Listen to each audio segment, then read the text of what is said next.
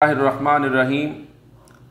अल्लाह के नाम से शुरू करता हूँ जो रहमान और रहीम है, और लाखों करोड़ों दरूद सलाम आका नामदार फ़ख्र मौजूदात अहमद मुज्तबा मुहम्मद मुस्तफ़ा सल्लल्लाहु अलैहि वसल्लम पर। आज मैं जिस मौजू पे गुफ्तगू करना चाहता हूँ वो ऐसा मौजू है जिसकी वजह से हमारे अंदर एक बहुत बड़ी बेचैनी पाई जाती है। बहुत हमारे अंदर हर बंदा उससे बहुत कॉन्शियस होता है। वो है दिल के इमराज, वो हार्ट अटैक का प्रॉब्लम है जिसकी वजह से हम बहुत ज़्यादा परेशान हैं। जिस बंदे को पता चल जाता है कि मुझे हार्ट का प्रॉब्लम है, हार्ट की तकलीफ़ है, तो मैं समझता हूँ उसकी ज़िंदगी के दिन गिनना शुरू हो जाते हैं। वो अपने आप के अंदर इतना परेशान होता है, उतना शायद उसको मर्ज़ वो तकलीफ़ दे नहीं हो रहा होता जितना वो खुद इस मर्ज़ को सुन के परेशान होना शुरू हो जाता है। तो मैं समझता हूँ इसका हल हमारे तिब के अंदर, मशरकी तिब के अंदर हमारे बहुत सारे हुक्माए कराम ने इनका बहुत इलाज किया है। वो हमारे पास बिल्कुल बहुत सस्ता, उसका बहुत माइनर जड़ी बूटियों का उनसे हम इलाज कर सकते हैं।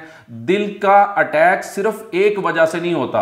आप समझते हैं कि बस पता चल जाता है जिस बंदे को मुझे हार्ट का कोई प्रॉब्लम हो गया है, मुझे हार्ट की दिल की तकलीफ हो गई है, तो उसको मैं समझता हूं कि वो बहुत ज्यादा डिस्टर्ब, परेशान हो जाता है। नंबर एक तो वो उस परेशानी की वजह से मर्ज और बढ़ता है। आपने परेशान बिल्कुल नहीं होना, बल्कि परेशान होने की बजाय आपने उससे ज्यादा ये करना है कि उसको प्रॉपर डायग्नोज करवाना है कि ये मुझे हार्ट की तकलीफ क्यों हो रही है। हुक्मा फरमाते हैं कि दिल का मर्ज पैदा होने में कम से कम 10 से लगते हैं। तो जब हमें होना शुरू होता है, उसकी इंडिकेशन आना शुरू हो जाती हैं, उसकी अलामात हमारे सामने जाहिर होना शुरू हो जाती हैं, तो हमें उसी वक्त इस पे केयर करनी शुरू कर देनी चाहिए। उसमें पहली अलामत उसमें ब्लड प्रेशर का पैदा होना शुरू हो जाता है। उसके मुताबिक दिल के ऊपर कभी कभी कोई बोझ का महसूस होना शुरू हो सकता है। उसके ऊपर हार्ट के ऊपर हल्की सी कभी कभार कोई पेन आना शुरू हो सकती है। आपके उसकी अलामात में है कि आपकी राइट साइड पे, आपकी लेफ्ट साइड पे पेन हो सकती है, आपकी चेस्ट के दरमियान में पेन हो सकती है, आपको ऑक्सीजन की कमी हो सकती है, आप में खाने पीने के प्रॉब्लम की वजह से आपको ये वाली तकलीफ हो सकती है। आपको फौरी तौर पे डायग्नोज करवाना चाहिए कि ये मर्ज मुझे क्यों पैदा हो रहा है। और मैं समझता हूं दिल के इमराज 3 तरह के हो सकते हैं, 3 अकसाम उसकी हो सकती हैं। आप अगर जाएंगे दिल के इमराज के ऊपर तो देखें दिल की 3 कैफियतें हो सकती हैं। अगर आप उसका एक्सरे करवाएं, दिल सुकड़ सकता है, उसकी और अलामात होंगी। दिल फूल सकता है, उसकी और अलामात होंगी। दिल फैल सकता है, उसकी और अलामात होंगी। जैसे जैसे उसकी कैफियत चेंज होती जाती है वैसे वैसे मर्ज की नोयत भी चेंज होती जाती है, वैसे वैसे मर्ज की नोयत भी तब्दील हो जाती है। तो हमें उन चीज़ों को कवर करने के लिए, उन चीज़ों को देखने के लिए पहले हमें प्रॉपर किसी मुआलिज से मशवरा करना चाहिए कि ये मुझे किस कैफियत का मर्ज है, किस चीज़ का मर्ज है। और उनका परहेज भी अलग अलग होगा, उनकी चीज़ें बिल्कुल कैफियत अलग अलग होगी।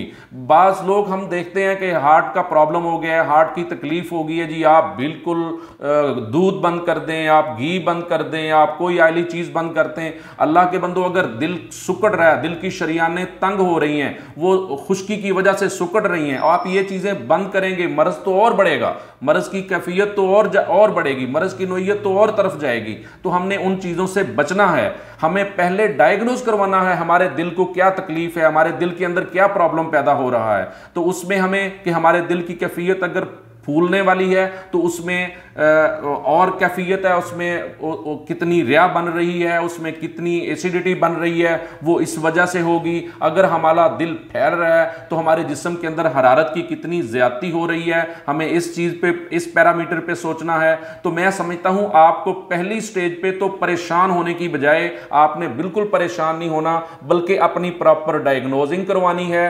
आपने प्रॉपर तौर पर देखना है कि मुझे दिल की कौन सी कैफियत है, और फिर आपको सबसे पहले दवाइयों पे बिल्कुल नहीं जाना, आपने बल्कि कोशिश करनी है कि इसका इलाज हम ग़िज़ा से करें, इसका इलाज हम अपनी ग़िज़ा को तब्दील करके करें, आप अपने रोज़मर्रा के मामूलात को तब्दील करके करें, आप अपने सोने बैठने उठने के तरीक़ेकार को तब्दील करके करें। तो सबसे पहले आप किसी मुआलिज के पास जाएं, आप डायग्नोज करवाएं कि आप देखें कि ये मर्ज़ मुझे क्यों पैदा हो रहा है, इसकी कैफियत क्या है, और उसके मुताबिक वो आपको एक ग़िज़ा का चार्ट बना के देगा। आप उसी न्यूट्रिशन पे जाएं और वो उसके मुताबिक आप अपना इलाज करना शुरू करें। अगर आपकी मर्ज़ कुछ ज़्यादा बढ़ चुकी है, कुछ ज़्यादा आगे जा चुकी है, तो मैं समझता हूँ आप फिर भी आप लोग को बाईपास से बचना है, आपने उन चीज़ों से बचना है, आपने फौरी तौर पे अपनी ग़िज़ा को चेंज करना है, और अगर ज़रूरत पड़े तो उसमें थोड़ा दवा का भी इस्तेमाल करना है, और इंशाअल्लाह ताला इस मर्ज़ से आप मुकम्मल तौर पे निजात हासिल करेंगे। और अपने आप को बिल्कुल डिस्टर्ब या टेंशन में बिल्कुल नहीं डालना, बल्कि टेंशन से मर्ज़ और ज़्यादा बढ़ता है।